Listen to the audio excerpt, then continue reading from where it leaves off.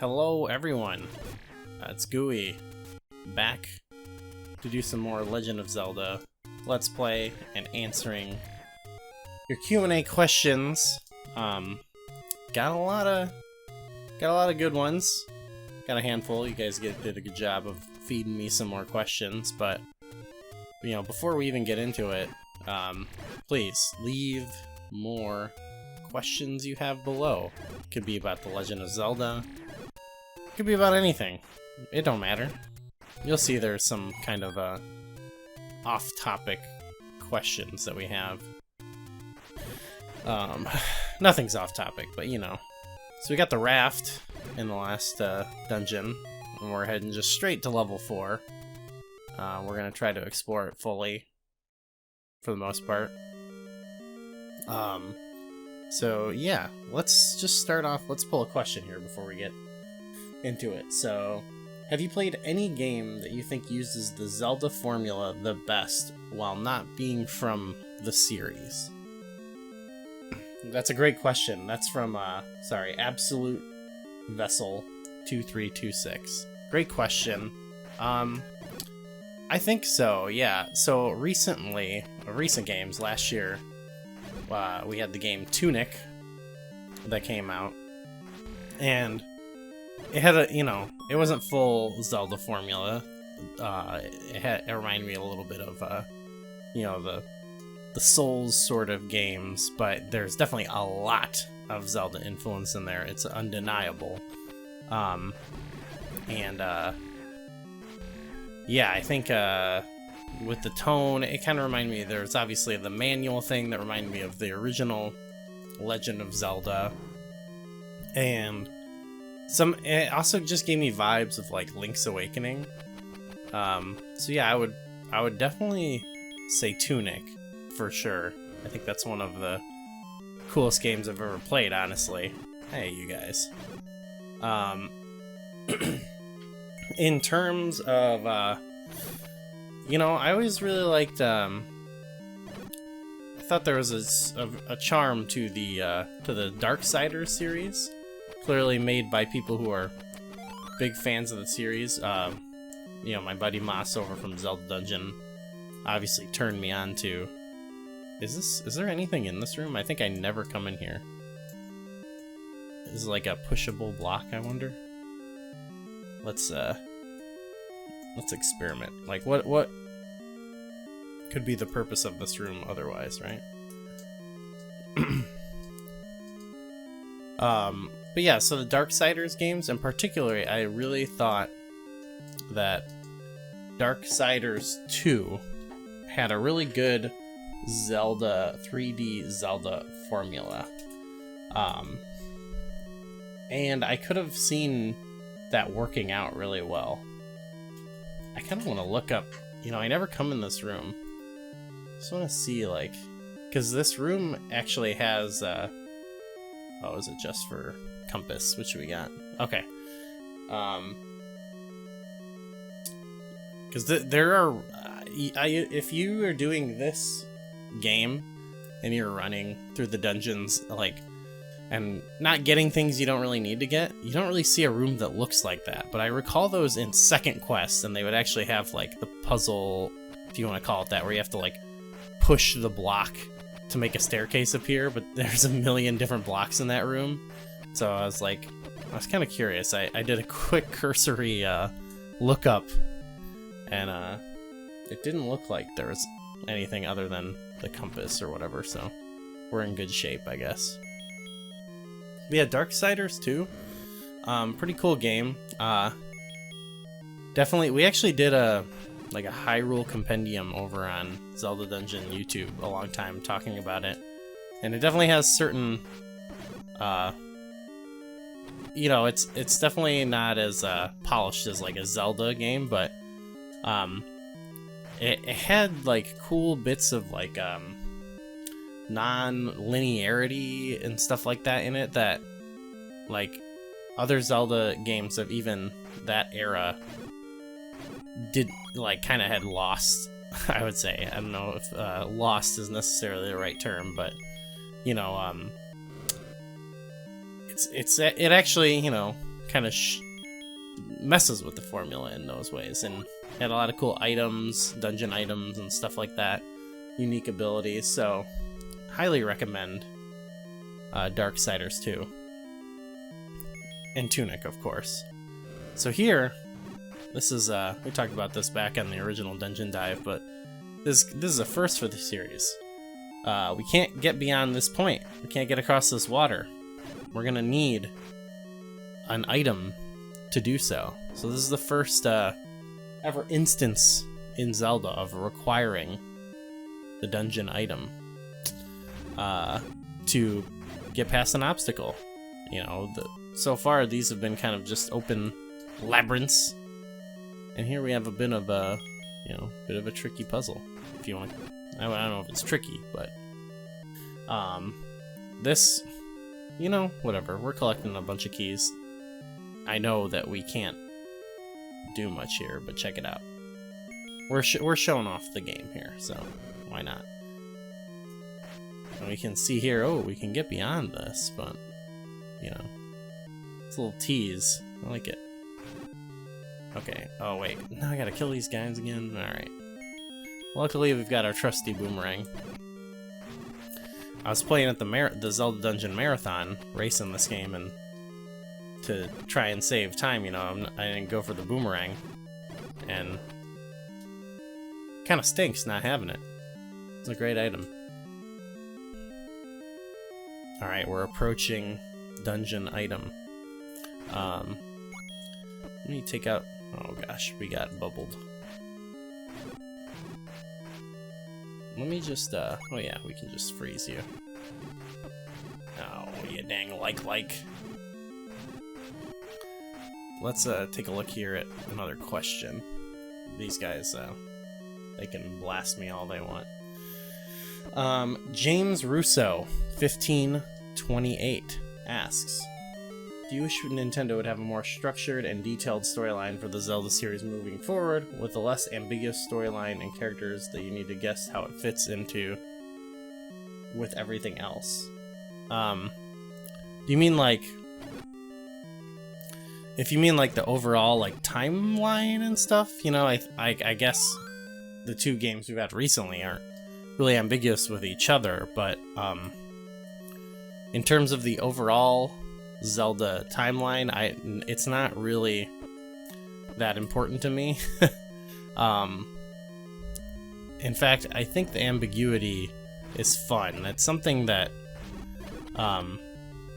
drew me to like online communities about the Zelda series, is going to the forums and reading people coming up with their own theories on how this all fits together. I think it's more fun for this series that I think should be more gameplay oriented than anything.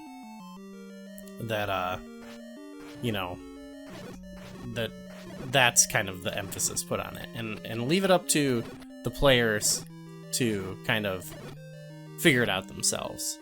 And now with Tears of the Kingdom, spoilers here slightly, but like it's definitely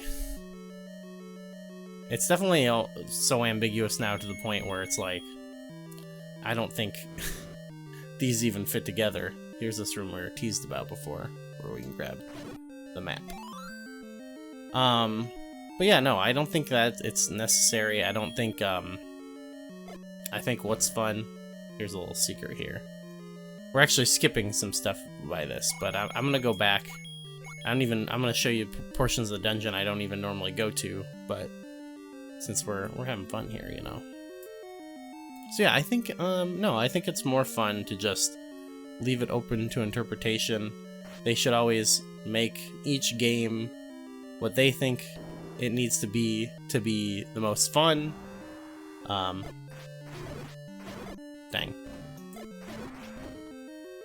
Getting our butt kicked here. Oh, dang you, manhandler. Uh-oh. Oh, here. Why don't we got potion. Yeah. Yeah, I don't know. Let's... Because that's how... I mean, before the games fit together pretty before the timeline split, the games had fit together fairly well. And you didn't need to think about it that much. Walk into the waterfall. Okay, we gotta remember that. That's a good tip. So no, I don't know. I think it's more fun to just throw it out there, use whatever elements from whatever games. That's the most fun to me. Zelda for me is not like a series I follow for the lore, though it's fun, you know, thinking about that stuff. While we're hanging out with the old man, let's take a look at our next question. Radiant Noir. What are your hopes for future Legend of Zelda releases, either remasters or new entries in the series? Well, it's been fun having there's some neat remakes, and I obviously think giving the IP to outside developers like they've done, like with Cadence and Hyrule Warriors, I guess, has been pretty fun. I'd like to see, we used to kind of have it where there would be like big console games, and then in between there would be, oh yeesh, I never come in this room, I don't think. Let's see what it looks like. Basically, I'd like to see some middle, like in between Zelda games. They used to give us like, you know, you'd get your Minish Cap between your big games and stuff like that, your smaller scale game. So I'd like to see that. Now the series is in an interesting place because there's like now there's not just the 2D and 3D games. You almost have like the third genre of the open air, the Breath of the Wild games, you know. And so I'm hoping, you know, I would hope to see some more. I'd like to see another 2D game that's not just a remake. But also, like, I don't know, it might be cool to, like, a smaller scale 3D style game, you know, a la whatever, Twilight Princess or Ocarina of Time or whatever. So that'd be cool. I got one more question, but also a boss fight. So how are we gonna handle this? Alright, Jed Price 7002 says, what are some of your favorite bands / artists? So let's do this while we take on Gleeok. Maybe I'll just have a potion on the ready, just in case. So I think I answered a similar question. You son of a gun. He's actually not really that hard, but you know, I definitely did that in one of my old Q&As, answered a similar question, but if I had to pick one, look at that Triforce. Favorite band, if I had to pick one of all time, like, just gun to my head situation, I would probably have to pick The Replacements. I think that's maybe the greatest band of all time. Oh, jeez. We're gonna refill on potion, I think, before we end this. So yeah, I'm trying to think other favorite band. I mean, I love Bruce Springsteen. I love like singer, songwriter stuff, kind of like that. But yeah, I also some other favorite bands of mine from different eras. There's this band Against Me. Let's get some medicine, thank you. And now their singer Laura Jane Grace has like you know, her own albums with her own band that are also awesome. It's been one of mine since I was a kid. Yeah, when I was like, I used to really be into like bands like Green Day and stuff like that. So yeah, I think we're in a good place to stop. Or, you know, do we want to do? Should we do some? We beat the dungeon, but should we do some collection? Would you mind watching some of that? Let's do that, and I can think of other music I like. We were just talking about music over on my new podcast that I have with McKenna, Flashback 64, where we're going through the the Nintendo 64 library in order of the American release date. And we just kind of reached the end of its very first year of 1996.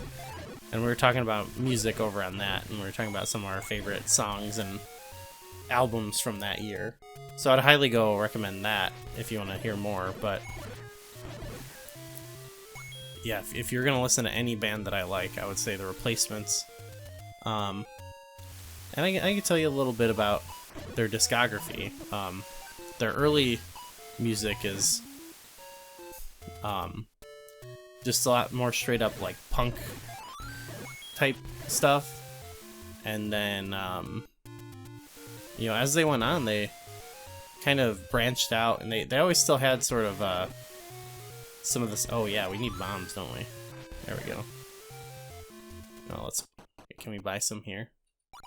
Yeah, look at that. Looking good. Oh, we need to buy arrow. Buy arrow. We can also get that here. Looking good. They really branched out and did a lot of different sort of styles. They kind of like their more, I don't know if I would call them ballads, but they wrote some anthemic songs of the 80s. But yeah, what else? I mean, mentioned Against Me. I love the Beastie Boys. When I was young, I really liked The Clash. All kinds of stuff. Look at this. We're just collecting all these goodies. But yeah, please go check out. Oh, there's one other cool thing we can get to. We can get the upgraded sword. Please check out Flashback 64. It's been going really good. And please leave other questions and comments you might have. I hope people are enjoying. Let me know, what do you think about this latest season of the dungeon dive, and even these videos? They're kind of more this is a little bit more light hearted. I don't know if that's the right term, but a little bit more low stakes, but it's really fun to play. So we're gonna get totally set up to go to the next dungeon, and then in the next video I'll show off. Well, there's said waterfall. We'll be coming back to that waterfall in the next video. But I hope you're enjoying these videos. I kind of want to show that, you know, it's not that hard to get into this game. Obviously there's a lot of hard secrets to find and Lionels like this, but overall I think it's actually kind of a chill game to play. Finding the sword, we're kind of getting it early. I don't know if I'd say early, but it's kind of off a ways from what we're going for. Like here, right here is actually the entrance to the dungeon after the next dungeon we're doing, so yeah. But see, and you get a reasonable amount of heart pickups and stuff like that, so. But in this gravestone, we have the highest level sword that we can get. Alright.